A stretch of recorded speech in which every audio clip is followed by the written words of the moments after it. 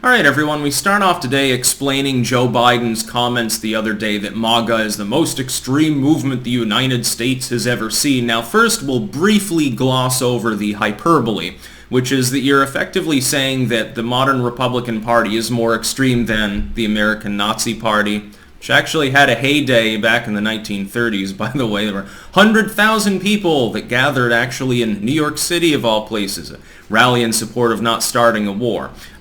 You've had the Ku Klux Klan. They've basically disappeared now, but in the 1920s there were millions of them.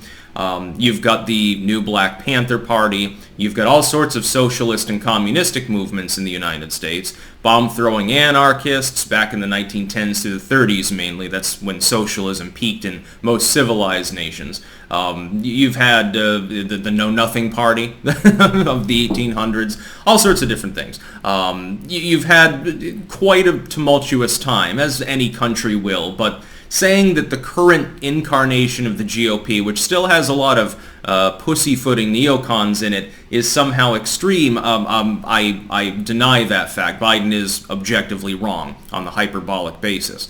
But there's another analysis that I wanted to give, which is really that what MAGA represents and the reason it's considered extreme is not so much what it proposed. It's the fact that it was actually followed through with under Donald Trump and is being followed through with ideologically now. What they don't like about it is that instead of just talking the talk, MAGA actually walked the walk. Every president pledges to lower tax burdens on the lower and middle income Americans. Trump actually did it. So what was the response? Oh my God, this tax plan is a free-for-all giving out of money to billionaires. Now, of course, this was never true. This was even analyzed by left-wing economists. Oh yeah, the average American doesn't support the tax cuts, but actually it did broadly affect mainly the middle class. As far as the ratio of tax relief, it mainly hit people in the solid to upper middle class.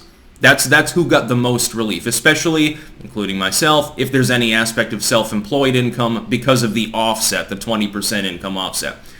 But here's the thing. It's extreme because he actually did it. He actually went through with it. Border, probably the best example that I can give. If you go back, and if you can find it on any mainline browser at this point, they've been screwing around. Try looking up Joe Biden's Senate comments on abortion if you don't believe me. See how far you get on Google or Bing. You have to use like fucking Yandex or something like that at this point. Look at it for yourself, Obama's 2008 campaign. If you were to take line for line what Obama said and ascribe it to Trump, 9 out of 10 liberals would assume that it was actually Trump who had said it because it was the same thing. People need to come here legally. We need better border defenses. Right now we have a border crisis. And Obama, unlike Biden, actually admitted to it. He just did the thing where he pretended he'd do something about it. He paid lip service to the idea. We welcome immigrants, but you have to come legally. That was basically the Obama line, and it became effectively the Trump line, saying almost word for word the same thing. But Obama never did anything about it, other than put kids in cages. You know the cages down at the southern border that the legacy media from 2016 to 2020 was so concerned about, and AOC crying and Elizabeth Warren pounding the gavel and shit like that? Those were built by Obama. They're still in use. It's just that the media no longer goes to the southern border. Shouldn't surprise us, the border czar, Kamala Harris, also hasn't visited the southern border. The closest she's been to the southern border was the tarmac at the El Paso airport. So a little distance, of course. You know, she can see Mexico from her front yard, I suppose. Obama and Trump effectively said the same thing. But Obama built some detainment facilities, instituted catch and release so that they wouldn't get overrun, and then called it a day. Didn't fix the problem.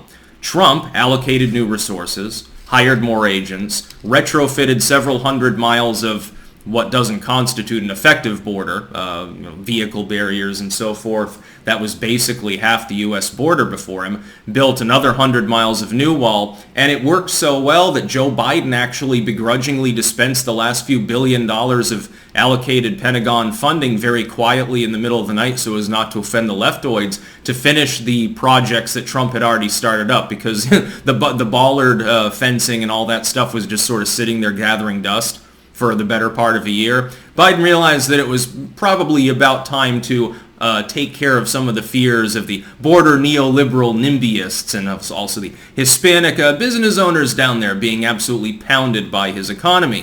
When you look at why people consider MAGA to be extreme, it's not what it proposes. Lower taxes for working families. Well, suppose that the child tax credit that Trump passed has been taken and appropriated by Biden by simply making it front-end payments instead of a write-off.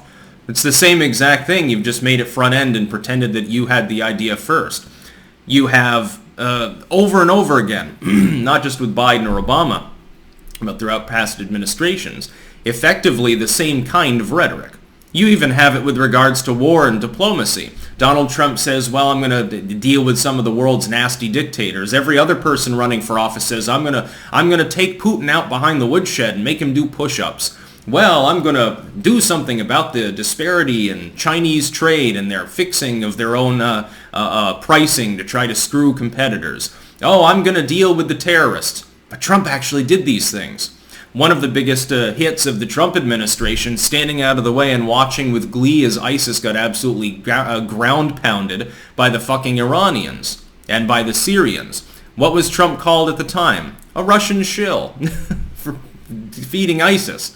The U.S. did play a role in that. We were giving logistic support to some of the groups that were fighting them, and we let them do it because they were actually local. It worked. Syria, the withdrawal there, again, under Trump. Presidents usually talk a big game, unless there's been a terrorist attack, then they get all Murica and gung-ho. Generally talk about wanting to promote peace, and we would like to have peace in the world, and it's best if we're not at war and stuff, and this conflict is messy, and they'll show pictures of kids dying and stuff, especially liberal politicians. Normally, they then start a war. Trump managed to go 4 years without doing so. What about Afghanistan? Trump brokered the withdrawal deal that would have saved the situation. What did Biden do? All he did is push back the date, pissing off a bunch of tribal warlords who immediately sided with the Taliban because they decided they had to throw in with someone and get rid of the Great Satan. And so the peace accord fell through, and now the government's in exile in Afghanistan has collapsed. 20 years of effort were wasted because Joe Biden had a big ego and didn't want to stick to the initial date because then Trump would have gotten credit for it. Instead, he got to take credit for an abysmal mess. What makes MAGA extreme is not economic populism, the concept of free speech, the concept of the right to bear arms, although there's some red flag shenanigans involved. As a purist on the Second Amendment, I don't agree with that. Not starting new wars. None of these things are extreme. Not wanting to world police. Trump came out the other day and declared that George W. was a disaster president and he should be ashamed for starting the Iraq War. I happen to agree. This is not an extreme concept. This is not an extreme individual. If you're talking about Trump and some of his cohorts, it's not extremism.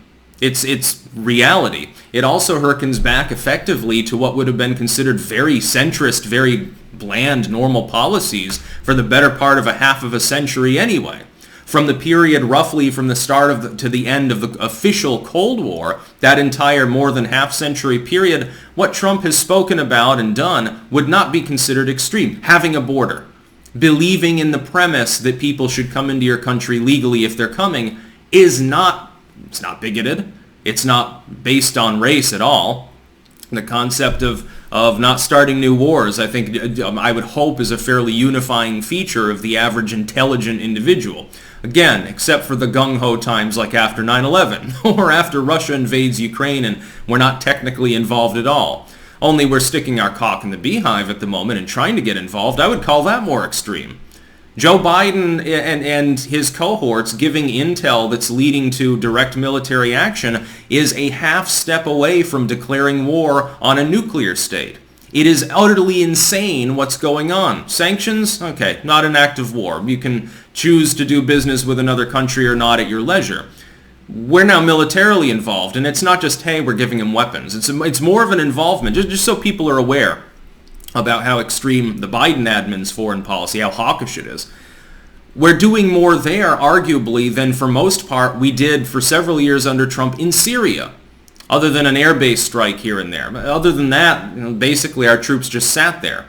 Initially, under Obama, in regards to many of these theaters. We were limited initially in Syria and elsewhere to giving non-lethal aid. Okay, we're giving you MREs, which I wish they'd give them to me because then I could do some more reviews. Body armor, medical aid, supplies, vehicles that aren't military per se in nature. Okay, we gave them a couple of de-armed Humvees and some fuel trucks or something. We gave them a fire truck or something. We then started giving them Stinger missiles and lethal aid, but initially the premise was, hey, this isn't a war we're directly involved in. We've got our side that we're supporting, but beyond that, it's hands-off. Biden's currently giving all forms of lethal aid and also, like we did in Iraq and Iran, and later on realized it had been a bad idea to back Saddam at the time. Whoops, chemical weapons, hint, hint. We're doing that currently in Ukraine. I would say on the foreign policy end, MAGA is certainly not extreme. The idea of the United States predominantly taking care of its own interests and of waging mainly diplomatic non-wars with potential adversaries as opposed to getting directly involved, not arming third-party groups, but rather letting the parties that are there preferentially deal with issues themselves. These aren't extreme. I would say that the current neoliberal policies of the Great Reset globalists are extreme. The idea that a country that has effectively coalesced half the world into a giant economic and diplomatic bloc should bow its head solemnly and take a step back because we need to recede on the stage of history and we need to go Byzantine mode, I would say that's extreme. I would say that it's extreme to what we're seeing right now in the wake of Roe v. Wade especially, which was the preface in part for Biden's comments anyway. We're seeing mobs of people illegally, by the way, this is strictly federally illegal, gather in front of SCOTUS justices' homes to try to harass them. We're seeing leftists desecrating churches and burning up buildings and doing, the normal burn the Wendy's thing. And we're seeing that there's no apparent government-level repercussion. There's no attempt to stop this. We've got an administration right now that won't condemn the leak from SCOTUS, which was clearly not only is illegal, has led to riots and so forth, but is ethically unconscionable regardless of what you even think about the pending decision, which, by the way, that was a draft. We don't even know that that'll necessarily be the decision. I would say that that's extreme. We've got an executive branch that effectively just shrugs off everything that's happening. And we had an administration before that actually attempted to solve problems. And it was the attempt to solve them, the actual doing part, that I think really rubbed these people the wrong way. It's not what was proposed, it's the fact that what was proposed was carried through with. Biden's all talk. The leftists know this. They can look. There's a laundry list of things he promised them. He's delivered not one of them. Obama was like this, by and large. Again, the last time that we had a president prior to Trump that actually walked the walk was first-term Ronald Reagan, and then only first-term Reagan. Hell, if Trump gets in there for a second term, maybe he'll just go golfing and say, fuck it. No, I don't even want to help you people because of the 2020 election or something. Partially justified in just basically taking his toys and going home at some point. But no, MAGA is not an extremist movement. Just ask the actual extreme right wing. They think that MAGA is pussy land. They think, well, MAGA's just a pile of horseshit. Why didn't Trump deport everyone? Why didn't Trump lower taxes to zero? Why didn't Trump nuke China or why didn't Trump immediately end every war? Well, starting several more. It's weird. Why didn't Trump say actual bigoted things? I elected him to be, bigoted, and they believe the same shit that was said on MSNBC or whatever. No, MAGA is basically first-term Ronald Reagan restored. Well, that's pretty much what we need right now. Although, to tell the truth, considering how bad things are, especially economically right now in the United States, pretty much anyone would do a better job than the pretender-in-chief that we've got there now. That's about all. Peace out.